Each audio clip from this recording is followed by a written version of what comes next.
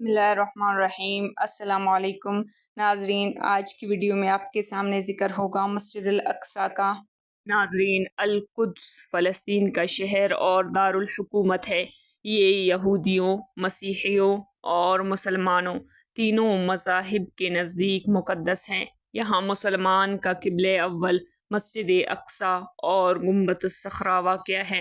مسجد اقصیٰ کی بنیاد مکہ مکرمہ کی بنیاد ڈالنے کے 40 سال بعد حضرت سیدنا آدم علیہ السلام یا ان کی اولاد میں سے کسی نے ڈالی۔ پھر اس کی تعمیر حضرت سیدنا سام بن نوح علیہ السلام نے کی۔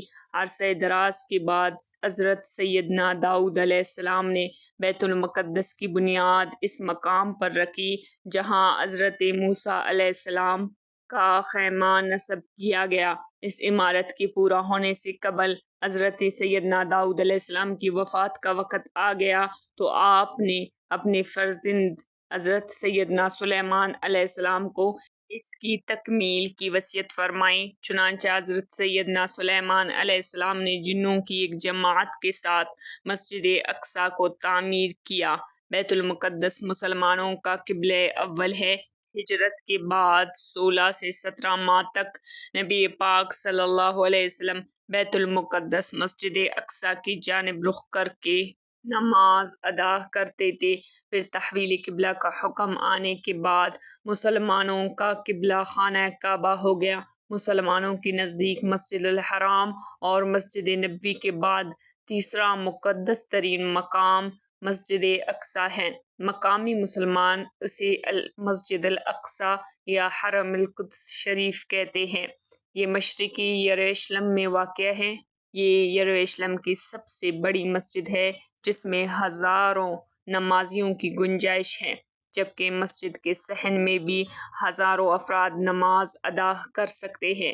نبی پاک صلی اللہ علیہ وسلم سفر معراج کے دوران مسجد الحرام سے یہاں تک پہنچے تھے اور بیت المقدس میں تمام انبیاء کی نماز کی امامت کرنے کے بعد براق کے ذریعے 7 آسمانوں کے سفر پر روانہ ہوئے۔ قرآن مجید کی سورۃ الاسراء میں اللہ تعالیٰ نے اس مسجد کا ذکر کیا ہے۔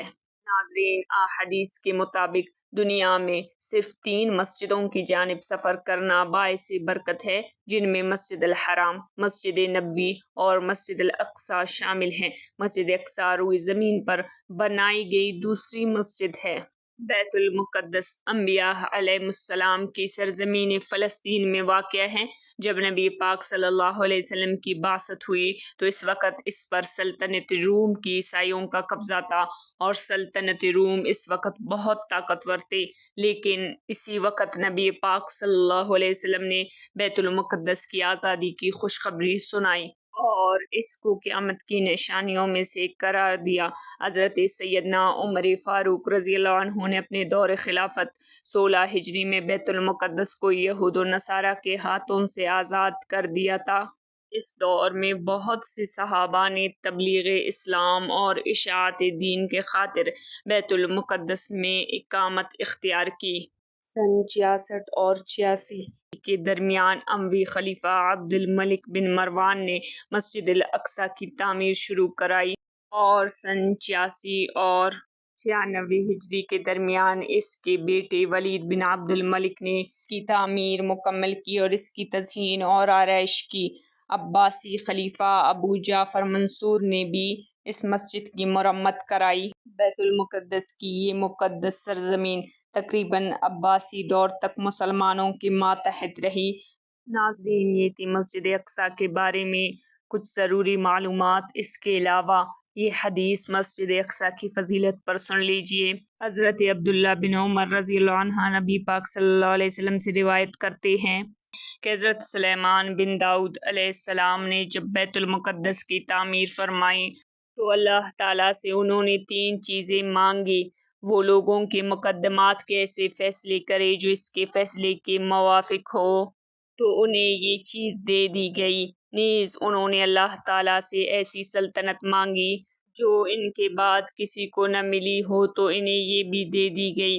اور جس وقت وہ مسجد کی تعمیر سے فارغ ہوئے تو انہوں نے اللہ تعالیٰ سے دعا کی کہ جو کوئی اس مسجد میں صرف نماز کے لیے آئے تو اسے اس کے گناہوں سے ایسا پاک کر دے جیسے کہ وہ اس دن تھا جس دن اس کی ماں نے اسے جنا۔ ناظرین، مسجد الاقصیٰ کا ذکر نہ صرف حدیث مبارکہ میں ہے بلکہ قرآن پاک میں بھی اس مسجد کا ذکر ہوا ہے۔ آج کی ویڈیو میں اتنا ہی۔ مزید اسلامی معلومات کے لیے چینل کو سبسکرائب کریں۔ جزاک اللہ۔